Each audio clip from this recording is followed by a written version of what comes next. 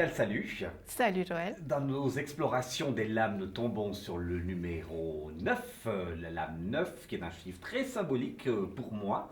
Et hors caméra, je t'ai dit que j'avais un peu ce caractère-là. Alors, analyse. Alors, l'ermite. L'ermite, c'est une lame d'introspection. Tu disais que tu as vécu toute ta vie avec ce chiffre 9, c'était un porte-bonheur. 9, le jeu de mots, c'est devenir un homme neuf. Donc, c'est en allant, en cheminant à l'intérieur de toi que finalement tu peux devenir un homme neuf ou Et une femme neuve. Je ne sais pas ah si ouais, ça se dit. c'est surtout ce cheminement-là qu'apporte cette carte. Oui, parce que comme on voit sur la lame, l'ermite est un guide, est un vieux monsieur qui a une sagesse profonde et qui guide l'autre. Il ne veut pas briller, il va éclairer son prochain. Et il est dépourvu d'ego, en fait, puisqu'il ne brille pas, il éclaire. Il éclaire la route aux initiés, à ceux qui le souhaitent. Et c'est pour ça qu'il se retire tel un ermite dans sa caverne, c'est pour se remplir et pour plus donner.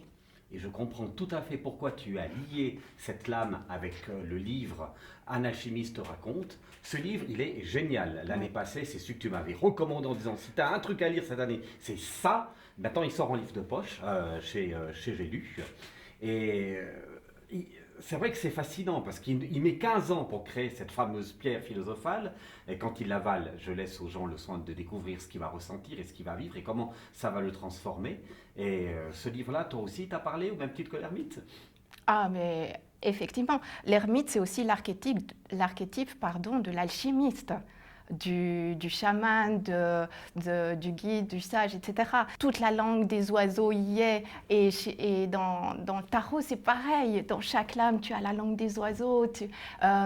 Et si j'ai fait un parallèle avec l'ermite, c'est aussi parce que justement, l'alchimiste a besoin de beaucoup de patience, de persévérance. Percez et vous verrez la lumière au bout du chemin. C'est tout un travail qui est scrupuleux jusqu'à ce qu'on arrive justement à cette pierre philosophale. Donc c'est hyper passionnant. Moi je vous dis, lisez-le ce livre, il est d'une richesse inouïe. Vraiment, et en plus si vous aimez le tarot, la symbolique et tout ça, vous allez savourer, vraiment. Pascal, merci pour la richesse de cette intervention et à la prochaine, dame. Merci Joël.